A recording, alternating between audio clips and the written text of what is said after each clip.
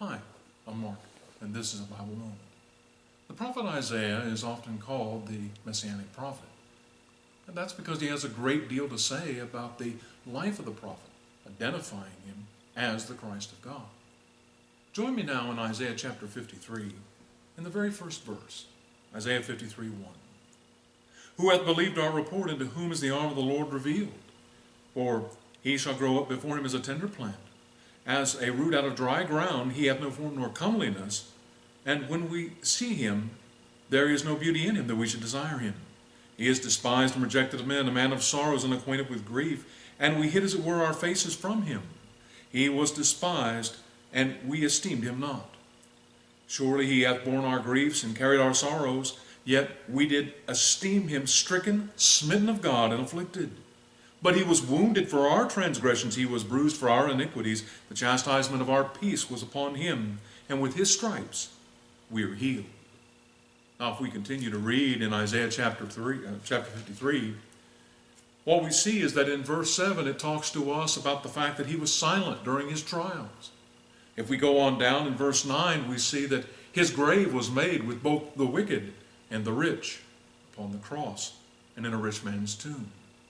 And if we go all the way down to verse 11, we see, and he shall see the travail of his soul, and shall be satisfied.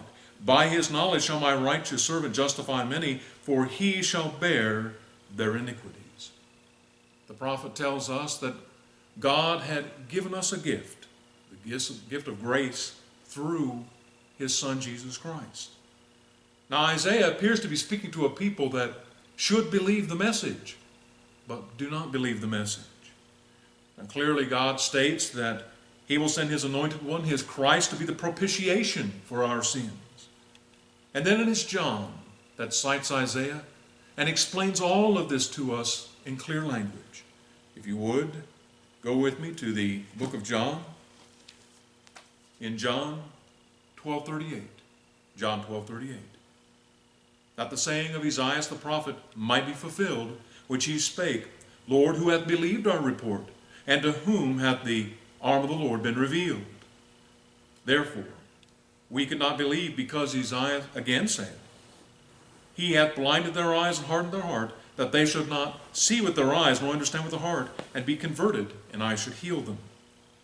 These things saith Isaiah when he saw his glory, and spake of him. Nevertheless, among the chief rulers also many believed on him, but because of the Pharisees they did not confess him, lest they should be put out of the synagogues. For they love the praise of men more than the praise of God. Folks, right there it is. He explained what Isaiah had said earlier. It is because man desires the praise of his fellow man more than the love of God. God has given us a pattern. It is his Son that provides us with the mercy and grace that God has so kindly extended to us.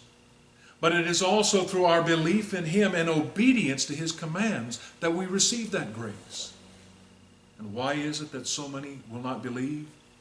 Not because it's not logical, not because there's not enough evidence, but rather because they fear the condemnation of their fellow man. I'm Mark, and this has been a Bible Moment.